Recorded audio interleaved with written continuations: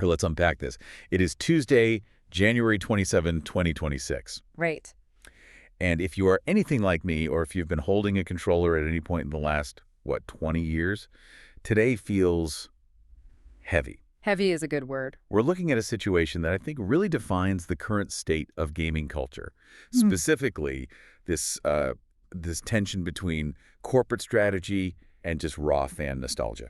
It's a battleground. I mean, that's the only way to describe it. We are watching a genuine grassroots mobilization happening in real time. Yeah.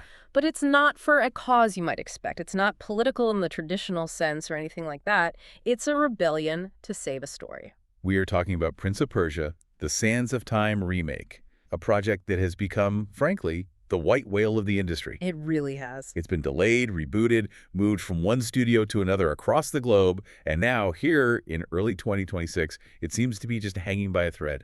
You know, hanging by a thread might even be optimistic. Oh, really? Yeah. The source material we have today, which is this very specific call to action from a community hub called PiBazar, it treats the project as if it's already in the grave. So they're not trying to save it from falling. No. They are trying to resurrect it. They believe it's already gone. And that's what we need to dive into. We have this blog post. It's titled, "The hashtag Save Prince of Persia petition takes another step." Right. And it's a fascinating document because it's not just a complaint. It's not just people shouting into the void. It's a war room strategy. It lays out exactly how a group of, about 3,000 fans plans to try and force the hand of one of the biggest publishers in the world, Ubisoft. It's a case study in modern digital activism, for sure. But before we get into the tactics, the email templates, the media hit lists, and the very strange connection to cryptocurrency, I think we have to contextualize what they're fighting for. Absolutely. Because if you didn't grow up in the early 2000s, you might look at all this and just ask, why? Why does this specific game matter so much to so many people? Oh, that's crucial. I mean, to an outsider, it's just another action game. Yeah. But Sands of Time, that was different. I remember so clearly playing it on the GameCube back in 2003. It felt like actual magic. It was a paradigm shift. I mean, think about it. Before Sands of Time, 3D platforming was often clunky. It was punishing. Super punishing. Yeah. You'd miss a jump by a pixel. You'd fall, you'd die, you'd stare at a loading screen. It was so frustrating. And then Jordan Mechner and Ubisoft Montreal came along and introduced the Dagger of The Time. rewind mechanic, oh man, it changed everything. Everything. If you messed up a jump, you just held a button, the audio would do that incredible schwap sound as it sucked backwards, and bam, you'd be right back on the ledge, ready to try again. It made you feel like a god, but also completely vulnerable because you only had a limited amount of sand. It was this perfect risk-reward system baked right into the traversal. Exactly, and it wasn't just a gimmick. They wove it directly into the narrative. The prince is narrating the whole story to you, the player, and when you die, he literally says, "Wait, that's not how it happened." Which was an incredibly sophisticated meta-narrative for 2003, way ahead of its time. And beyond just the mechanics, there was the atmosphere. The whole thing felt like an Arabian Nights tale come to life. And the chemistry between the prince and Farah. Unbelievable. It was a genuine romantic adventure in a way that games still struggle to achieve today. It wasn't just a tacked-on love interest. Their banter, their reliance on each other, it drove the entire plot. Right, and you really can't overstate the legacy. We have to talk about Assassin's Creed. Oh, for sure. The juggernaut that basically pays Ubisoft's light bill today. It literally started as a Prince of Persia spin-off. The project's original name was Prince of Persia, Assassins. That's right. So in a very, very real sense, Prince of Persia is the grandfather of the entire modern Ubisoft open-world formula. It is written into the DNA of that company. And that's what makes this whole situation so painful for these fans, I think. They see the company profiting enormously off the lineage of the prince, while letting the prince himself just, rot in a dungeon somewhere. That is the core of their argument. It's an argument about legacy and respect. So let's fast forward to today, January 2026. The source material from PiBazar, as you said, paints a very bleak picture. How did we get from that 2003 masterpiece to this? I remember the announcement trailer. That was 2020, right? September 2020. And that is exactly where the timeline of trouble, as we can call it, really begins. The source material we have alludes to criticism early on, but we need to be very real about what that criticism was. It was a bloodbath. It was a disaster. The trailer was universally panned. I remember the memes. The faces look so flat. The lighting was bizarre. People were saying it looked like a PS3 game that got lost and wandered into the PS5 era. And it's because it was being developed by Ubisoft Pune and Ubisoft Mumbai. Now, on paper, this was supposed to be a great thing. Ubisoft letting their Indian studios take the lead on a major AAA production. Right, a chance to shine. But it became very clear, very quickly, that they weren't given the budget or the time or perhaps the engine expertise to meet the standard that fans expected for such a beloved franchise. The backlash was immediate and, frankly, vitriolic. And that, as the source notes, led to delays. Many, many delays. First, it was pushed from January 2021 to March 2021, just for a few months to polish. Okay, that's normal in the industry. Very normal. But then March came and went. Then they said, okay, it's delayed indefinitely while we reevaluate.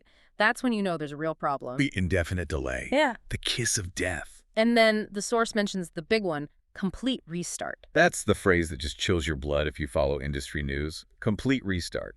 That means they basically threw away years of work. They did. In May of 2022, they announced they were taking the project away from the Indian studios and giving it back to Ubisoft Montreal, the original creators of the 2003 game. Which sounds like good news, right? On the surface, it's like, okay, the A-team is on it now, it's coming home. It sounds good, but in game development terms, a restart of that magnitude is catastrophic for the timeline. You're going back to square one. You're rebuilding assets. You might be changing the engine. You're redoing motion capture. You're essentially starting a brand new multi-year project. And on top of all that, the source mentions internal changes at Ubisoft. Which is, let's be honest, a very polite way of describing the absolute turbulence the company has faced for the past few years. Layoffs, major restructuring, a huge pivot towards live service games and free-to-play. Exactly. Stock price volatility, executive shuffles. In that kind of corporate chaos, a project like this, a single-player linear narrative game, becomes incredibly vulnerable. Why is that?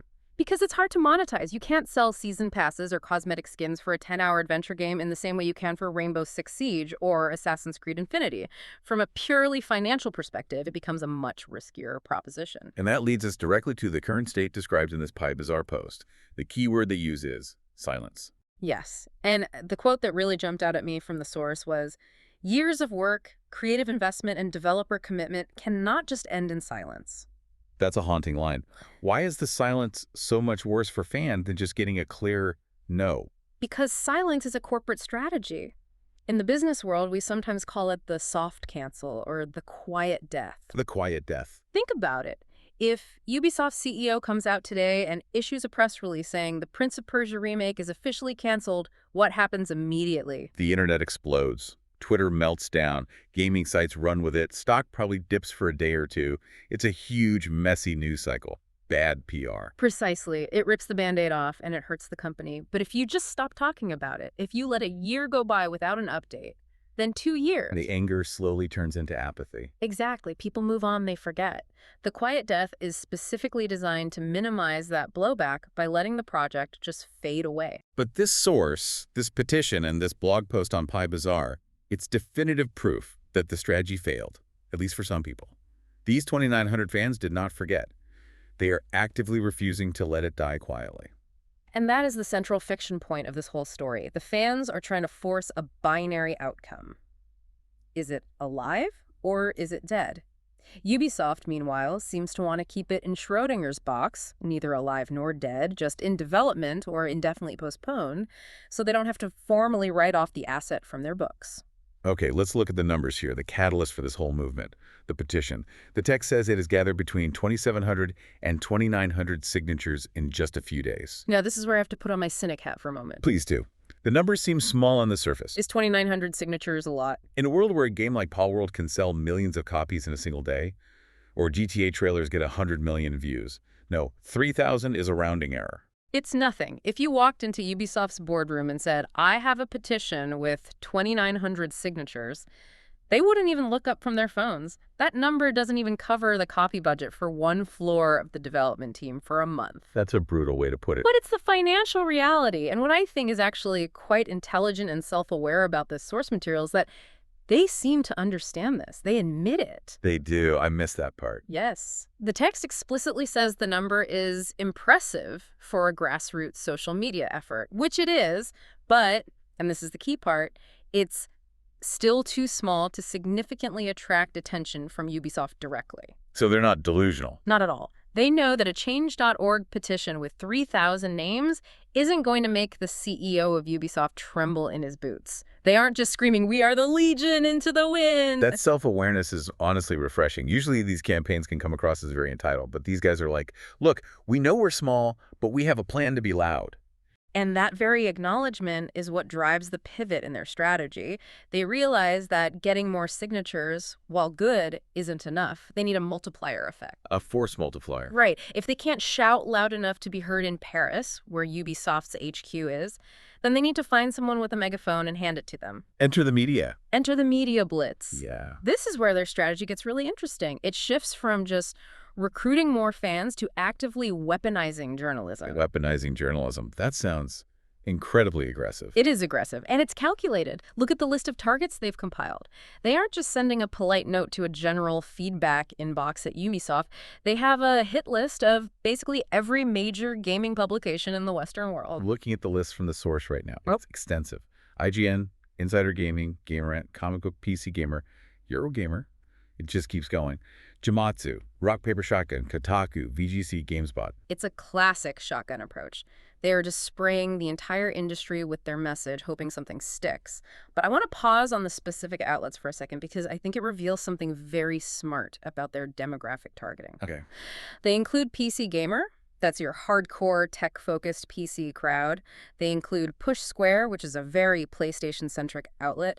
They include comicbook.com, which appeals to a broader, more mainstream pop culture audience. So they're trying to build a coalition. Precisely. Yeah. They want the PC enthusiasts, the dedicated console loyalists, and even the more casual movie and comics crowd to all feel the same sense of outrage.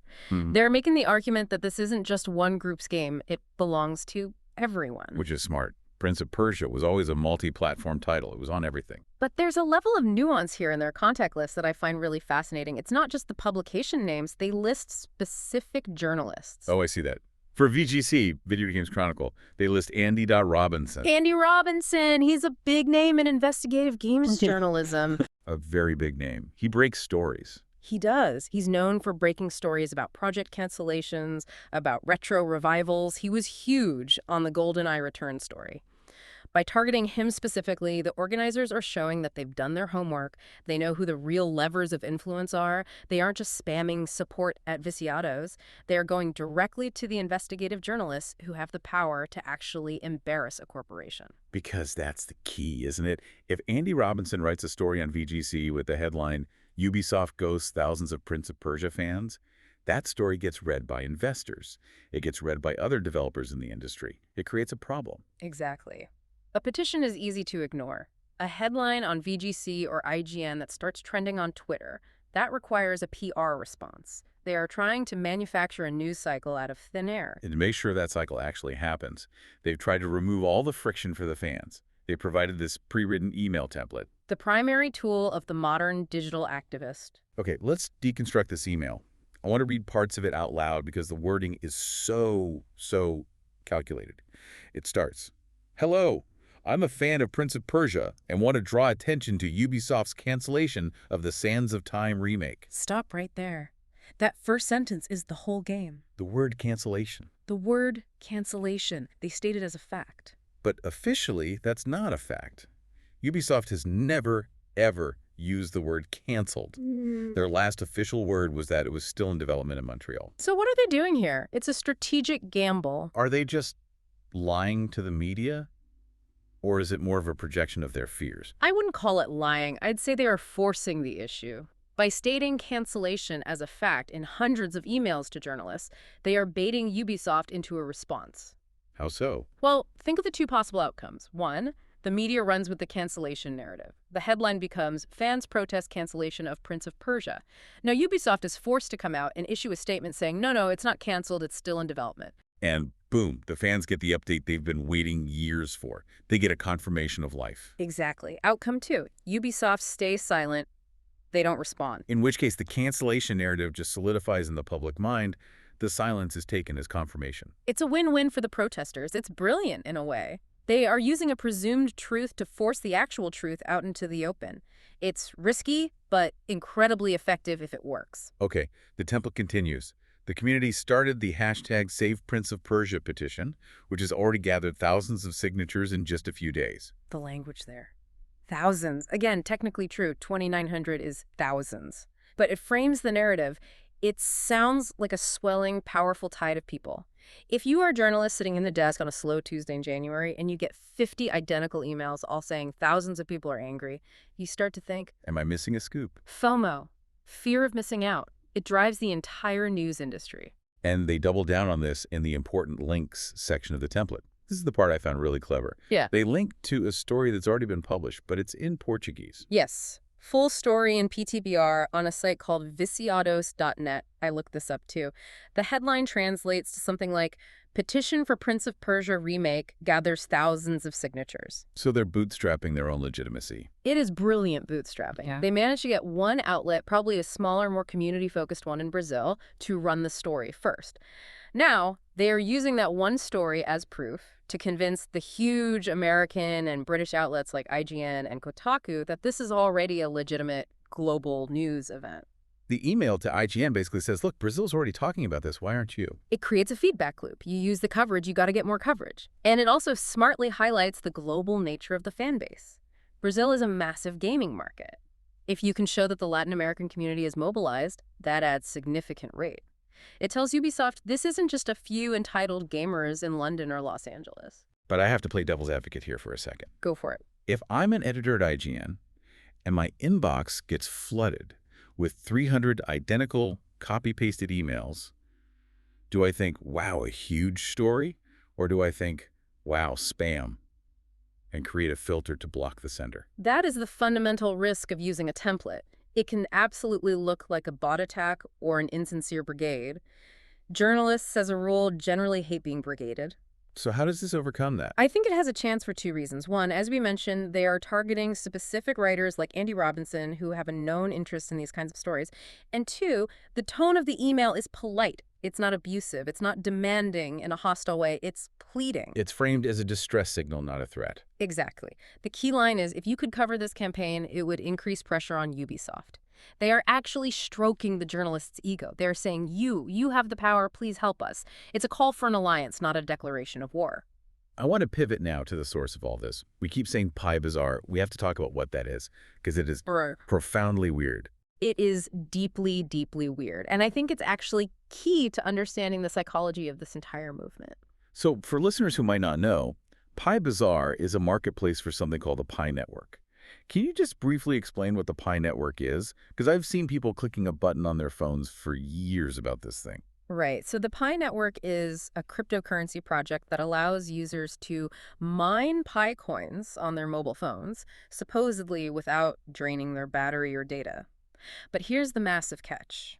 For years, the coin has been in what's called an enclosed mainnet. It has been largely untradeable on major exchanges. You can't just go to Coinbase and swap your Pi for dollars. No, people are mining something with no real-world value. They are mining potential. They are mining a promise. Millions of people interact with this app every single day, accumulating a number on a screen, purely on the faith that one day the developers will flip a switch, open the mainnet, and all that digital dust will turn into gold. Oh my God.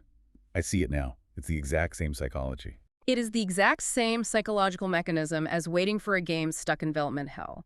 The Pi community is, by its very nature, a community of waiters.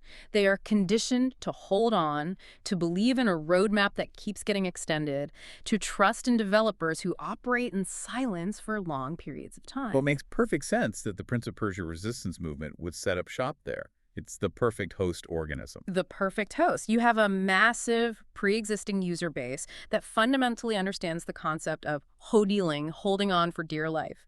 You have a platform built on the very idea that if enough of us believe in this thing, it will become real. If we all mine Pi, it eventually has to have value. If we all sign the petition, the game eventually has to exist. Precisely. And if you look at the webpage for the petition itself, the juxtaposition is just surreal. You have the banner with the Prince and Farah that says hashtag Save Prince of Persia, and right next to it on the sidebar, Pi Academy, donate. Articles about Bitcoin halving and hoaxes in the Pi project. It feels like a digital flea market. A bazaar, literally. That's what it is. It's a decentralized, slightly chaotic, user-driven corner of the web. And it shows that this movement is scraping for allies wherever it can find them. They aren't hosting this on some polished, professional PR website. They are hosting it where the people are, and specifically people who are psychologically primed to believe in vaporware. That is such a profound connection. I hadn't put that together. The vaporware cryptocurrency is hosting the campaign for the vaporware video game. It's poetic in a very strange 2026 cyberpunk sort of way. Okay, let's move to the philosophical meat of this episode, Section 5 in our outline. The idea of cultural value. The source material makes this big argument that Prince of Persia is not just a game, it's a milestone for Ubisoft in the gaming industry. This is the part of their argument that elevates this whole thing above just, consumers wanting a product. It becomes an argument about art preservation and corporate stewardship. The petition lays out 3 conditions for why a historic franchise like this shouldn't be abandoned. Number 1, Well, there's still demand. We've covered that. Number Right. 2, the fans have passion. We've definitely seen that. But number 3 is this idea of cultural value. think about it in terms of another medium, like film. If a studio owns the rights to Citizen Kane or The Godfather, and the original film negatives are degrading in a vault somewhere, do they have a moral obligation to restore and preserve them? I think most people would say yes, absolutely. Those films are part of our shared cultural heritage. Right, but for some reason, video games are often treated differently. They're treated as disposable software, as just code. And if the code is old, well, it's obsolete. Throw it out. But these fans are arguing that Sands of Time is our industry's Citizen Kane. It invented or perfected mechanics, the wall running, the fluid combat, the time rewind, that define an entire genre to this day. To let it just disappear, to let the modern incarnation of it die on the vine, is a form of cultural erasure. But here is the tension. And the expert in you needs to be the bad guy for a moment. Ubisoft is a publicly traded company. They answer to shareholders. They do, and shareholders, by and large, do not care about cultural value. They care about one thing, ROI, return on investment. So if you are the CEO of Ubisoft and you look at the Prince of Persia file on your desk, what do you see? I see a gigantic risk, a massive financial risk. I see a linear single-player game that a person buys, plays once for 10, 15 hours, and then maybe trades in. That business model is much harder to sustain in 2026 compared to a forever game like Fortnite or a live service like The Division. Okay. I see a development cycle that has already failed once at the Indian studios, burning millions of dollars in years of time.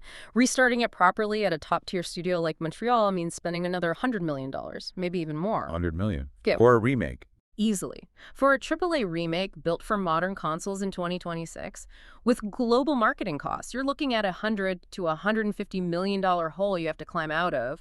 To just break even, you probably need to sell, 3 to 4 million copies at full price? And the big question is, can Prince of Persia still sell 4 million copies today? That is the multi-million-dollar gamble. The fans in this petition will scream, yes, absolutely. But the cold, hard market data might say, maybe not. The linear third-person action-adventure genre, while beloved, has been dominated by a few titans. God of War does it, but God of War is a system-selling behemoth. Is the prince still a titan in the modern market, or is he a beloved relic? Wow! Is he a relic?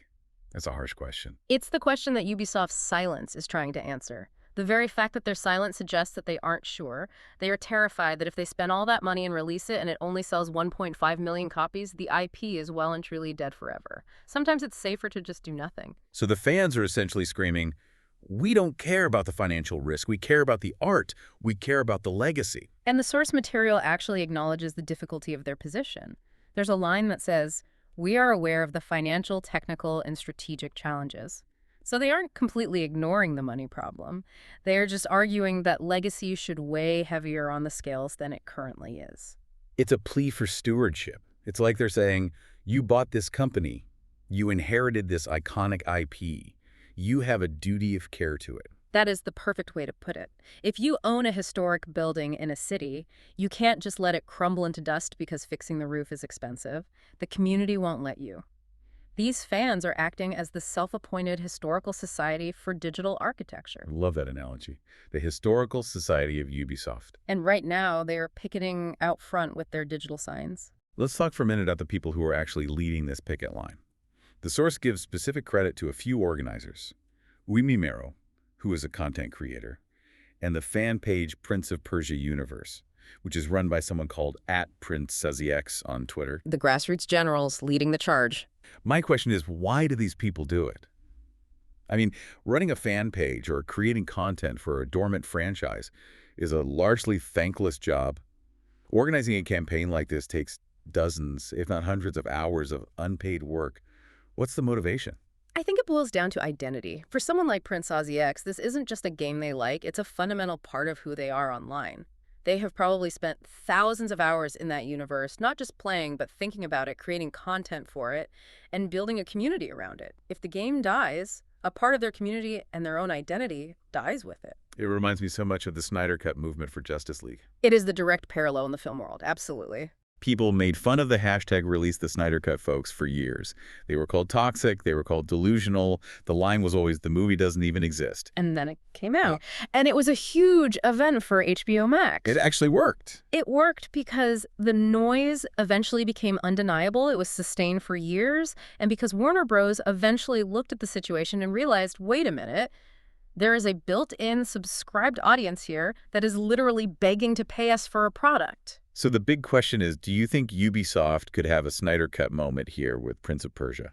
It's possible. It is. If this media blitz actually works and suddenly IGN, Kotaku, and VGC are all running stories about the passionate fan demand, a marketing executive at Ubisoft might just look at the numbers and say, okay, we need a PR win right now. We've had a lot of bad press.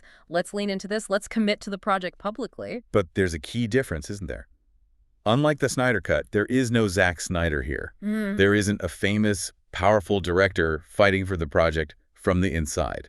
That's a huge difference. Jordan Mechner, the original creator, is obviously supportive, but he's not an internal Ubisoft executive anymore. He doesn't control the budget. This is a purely external movement. It's the fans versus the corporation, the Davids versus the Goliath. And the Davids are armed with copy-paste emails and a petition on a crypto site. And a dream. Don't forget the dream. There's one last aspect of the source I want to touch on, the visual they use, the header image for the post. It's this very defiant-looking image of the prince and Farah looking ready for battle, with the big hashtag Save Prince of Persia hashtag slapped right over it. It's a piece of protest art. It's taking the official marketing assets images that are legally owned by Ubisoft and completely rebranding them as a symbol of their protest. It's a form of reappropriation.